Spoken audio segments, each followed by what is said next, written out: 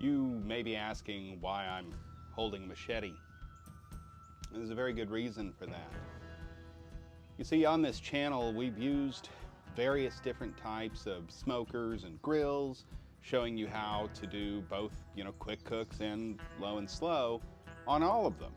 But there's one type of grill that we've never really delved into at all. And I'll be honest, the reason is fear. I've heard an awful lot about it. It's got quite a reputation, and now I feel like I may be ready to take it on. Oh, Kamado.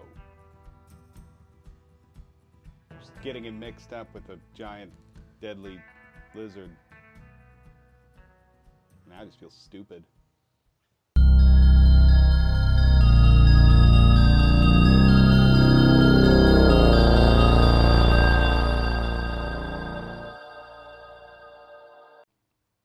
Hello and welcome back to Cold War Barbecue. Today we are looking at this Vision Grill's Kamado grill, which has nothing to do with giant lizards. This is actually kind of a budget play in the Kamado grill space. There's numerous companies out there that make these types of grills. Big Green Egg, Kamado Joe. This one is one I've kind of had my eye on for a while because it appears, fit and finish wise, to be more or less identical to the Kamado Joe, to the Big Green Egg, but it's significantly cheaper. So I think the entry level Kamado Joe costs something like $800, Academy prices. And this one retails for $549. Now, there was a sale on this item, and I ended up getting it for $300. There was a further discount due to a defect. In particular, the handle has a crack in it. Be honest, that's a bit of a bad first impression. It's kind of a cheap, flimsy, thin plastic. But such things are easily remedied, and well, $50 is $50. The magic of a Kamado style grill really comes down to its versatility. The sear quality on this type of grill is supposed to be amongst the best. You can also do low and slow smoking. This advertises you can even bake on it. Man, I don't know about that. That may be something we try in the future, but I have an oven. The unique design of a Kamado basically is that this isn't metal like it would be on any of our smokers, grills, whatnot, but is instead a heavy clay. And I mean, it's heavy, it's thick. It holds in heat very well, and supposedly you can build a very, very hot fire in here. We're going to put all of that to the test. As far as, again, fit and finish, I mean, this one's just black, kind of a nice look to the outside, kind of shiny. Nice, heavy cast iron damper up here. Really don't see anything on this grill that tells me it's way cheaper than a Kamado Joe or a Big Green Egg, other than, like I said, the quality of this handle. I think what we'll do is we'll kind of go through the feature set and the construction, and then we'll have to find something to cook on it.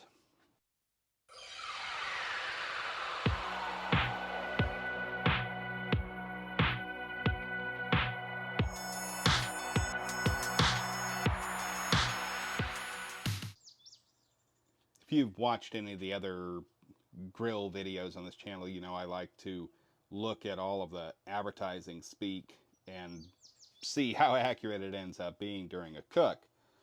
So, I mean, none of this is necessarily marketing speak, right? Air output control with top vent. Okay, I believe you. Domed lid creates convection style cooking. Stands to reason. Air input controlled from bottom vents. Actually, I said with. I'm already making stuff up. Yep, makes sense. Thick ceramic wall. Construction provides insulation for year-round grilling. Well, I mean, we love insulated smoking, don't we? The gravity smoker that we use frequently on this channel, that's its claim to fame. So it really makes a big deal about it being a better value than other ceramic Kamado grills. And I mean, just from a price perspective, that's absolutely true. It's significantly lower price, and it's the same size. Um, 302 square inches of cooking space. I mean, we're going to see what we can do on this. It talks about it having these side shelves. I'm afraid that they are the same type of plastic as the handle. And so, while I hope these do well long term, I'm skeptical. It also talks about thermometer on here. You know, man, I I am also skeptical that this is great. I do like to replace the thermometers on the smokers that I get, even the custom ones, with a known good product. I don't know how accurate this will be. We'll see if we can potentially find out. Taking a look at the the grill itself. So here is that crack I mentioned, right in the center. There is a metal piece back here that these are both screwed into, but let's be honest, this isn't going to last very long as is.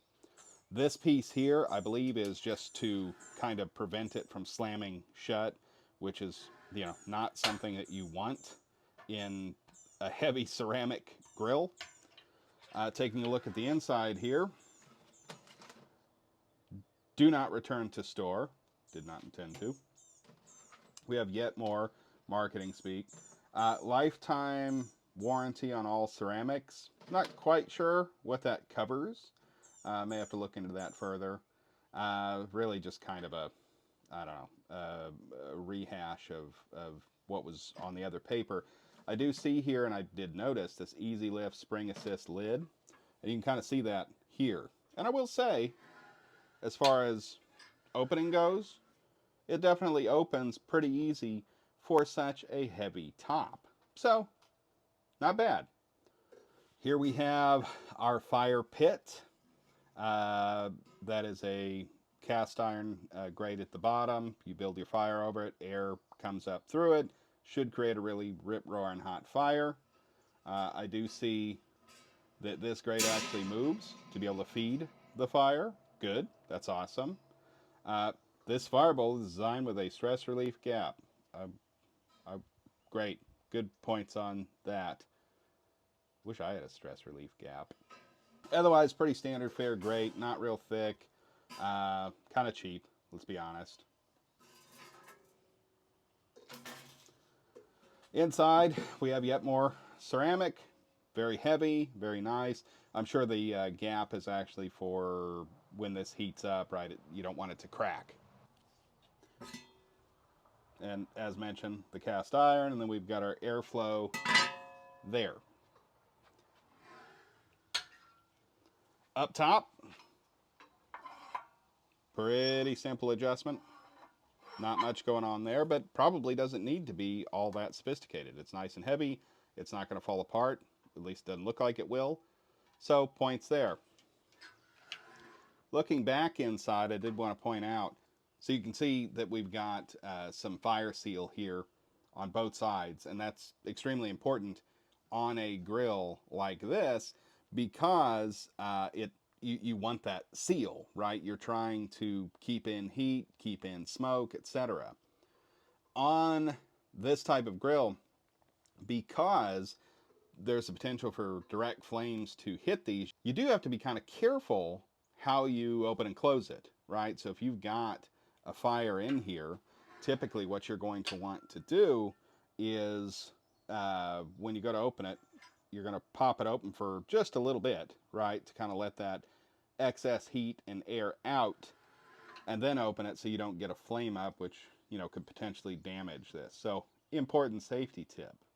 And then down here, we've got our air control, right? So basically, this is just what lets us pick how much air comes in here for either smoking or grilling. I'm going to make an assumption that wide open like that is going to be for grilling, and close to closed is going to be for smoking. Simple physics, right? Lots of air in, lots of fire. Okay, so we've taken a look at the fit and finish. Pretty standard fare Kamado grill. This is actually the first one I've ever owned. I have used them before, but I've never owned one. So the claim to fame with a Kamado grill, as I mentioned, is the sear factor, right? You can get a lot of hot fire and you can really sear a cut of meat. But this is Cold War barbecue, and we generally prefer low and slow. So we need a chunk of meat that really benefits from both of these things. Admittedly, you could do reverse seared steak. We've done that before, but that's not really low and slow. That's about an hour cooking process all told. We are going to stick with beef, however. We're going to be doing a tri-tip roast. And so with a tri-tip, the way you would typically cook it is you would either sear it up first and then slow finish it, or kind of do the reverse sear method where we give it some smoke, and then towards the end of it we sear it off and let it rest. And that's what we're going to be doing. We're going to be kind of sparing with our seasoning on it. I mean, it's a good chunk of beef. Salt and pepper never hurt anybody, unless you've got a problem with sodium or you're allergic to black pepper. Salt and pepper seldom hurts anybody. I don't actually know the numbers. Salt and pepper are really good. So not a whole lot of prep will have to go into the meat. But our prep is going to kind of revolve around the fire. This is way different than just building a fire in a smoker where we ignite some logs and let them kind of cook down. We're going to use lump charcoal. We're going to build up our flames. I want to see what the thermometer looks like when we really build a fire up heat-wise. But I want to see if we start the damper, closer to closed with that fire, how consistent is our temperature? What does it look like? And then, of course, we're going to throw some oak in there and start to get some smoke and see what that looks like. We really, really want to be able to keep that temperature low for barbecue, right? I do not want to rush a tri-tip because it's a much leaner cut of meat than brisket. So we want it to take a fair amount of smoke without having it overdone. You do not cook a tri-tip to 200 degrees, right? You want it to be more like, a steak than a brisket. You cook it at 200 degrees, it's ruined. So this is, I would say, a tricky first test for this grill. We're going to see how it goes. Now, full disclosure, I could screw this up, right? It could be something that's not the grill's fault. But I do have a substantial amount of experience in grilling, smoking, etc. And so I've got a better than average shot of not being the problem here. So let's see how it goes. Let's get a fire started and get this meat on.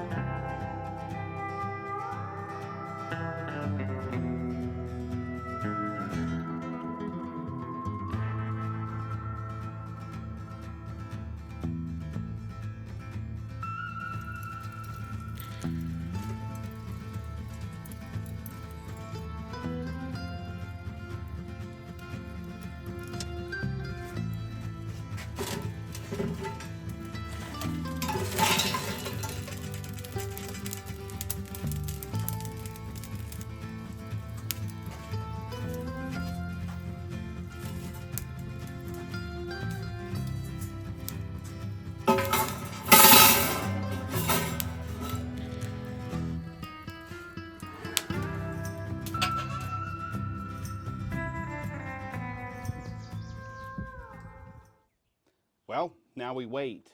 It does take a pretty fair amount of time to get our temperature up and set where it needs to be on this style of grill. Really no different than any of the other smokers, right? I mean, it's an hour-long process.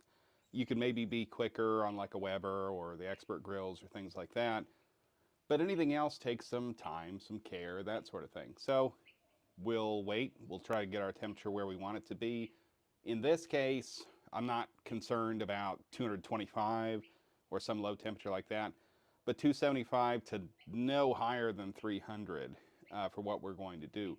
We will be indirect heat, so we'll have the tri-tip to where it's not over the coals, so it's off to the side, but still, we don't want temperatures way too high, right?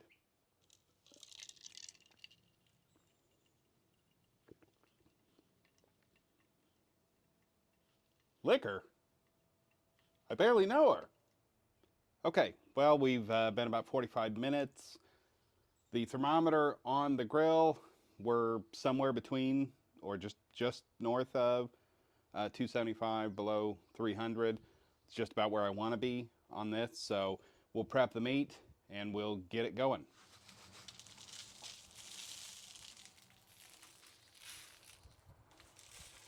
Yes, I go very heavy with the salt on a cut like this. Trust me, you're going to want to do it. That salt brings out a lot of flavor. And on a good tri-tip, you don't need anything but salt and pepper.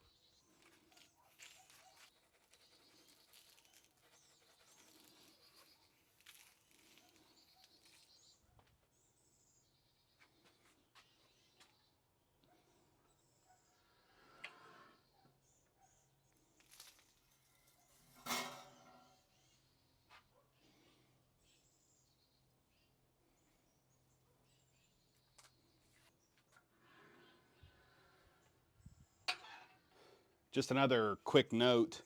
Uh, this is a situation where we're going to use a wireless thermometer in the meat. This thermometer can also tell us the temperature of the cook chamber. So hopefully you can do a comparison between this and the thermometer on the grill. I found this to be about 5 degrees high, maybe, but I have calibrated it down 5 degrees, so it should be pretty accurate. So we'll see how they match up.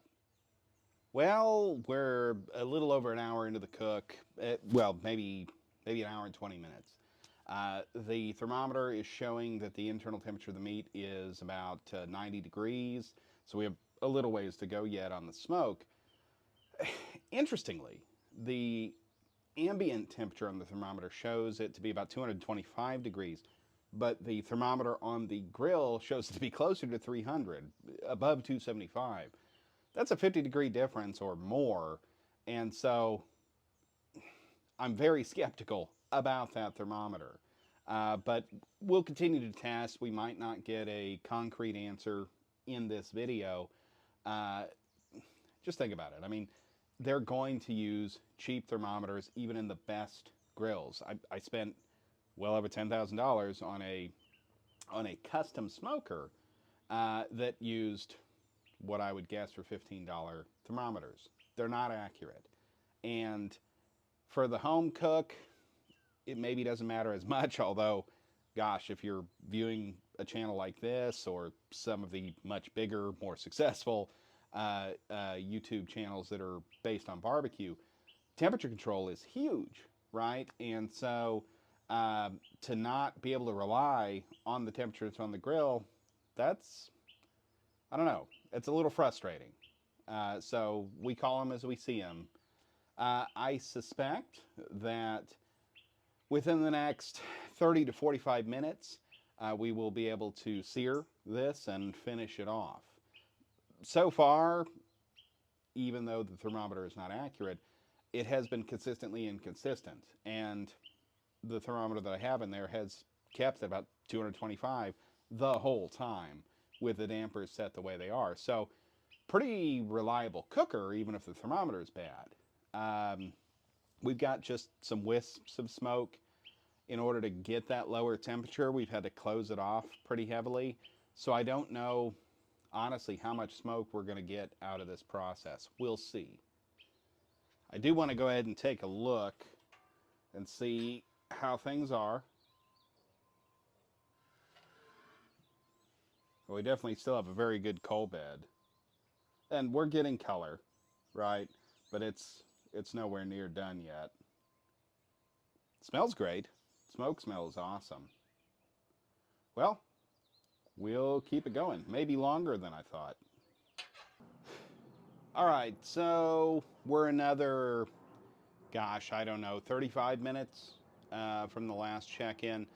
And we're about 10 degrees from our target temperature. Now, I did open both dampers slightly. I wanted to see more smoke. I wanted to smell more smoke. The temperature didn't come up that much further inside the cook chamber. We're talking 25 degrees, I think, so we're about 250. It wasn't a very big tri-tip, so it doesn't take much. Regardless, I think we are ready to sear now. So I'm going to open all the dampers. I'm going to bring the temperature way up, or try to, and we're going to see what happens.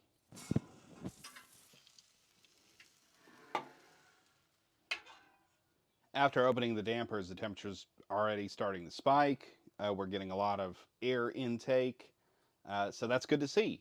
It's good to know that it's that responsive. And so I'm going to give it a few minutes sitting over the coals here and see if that temp comes up to where we want it to be for searing purposes. Now, I'll be honest, I don't actually know if it would be better at this point to have the top open for longer to get that temp up where we want it to be. But I'm going to give it a couple of minutes, and if I don't see that temp come up, I'll open the top. So, as it happens, it was not necessary to open the top. We've got a searing fire even without that. And so I'm going to let it come to temp. I'm going to let it come up to about 500, and then I'm going to put it back over the fire.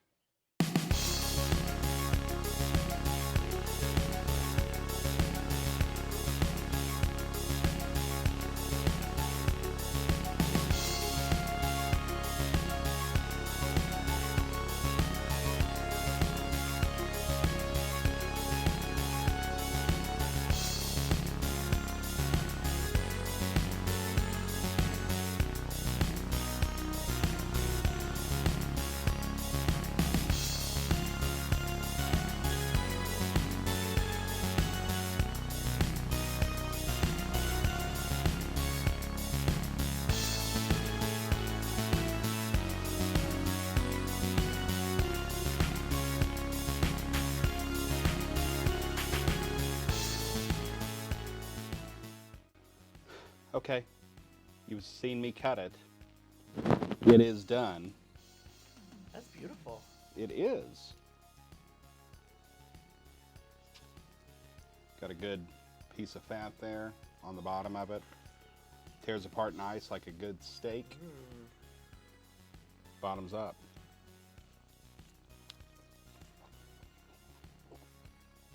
That's amazing. I agree. It's a lot like,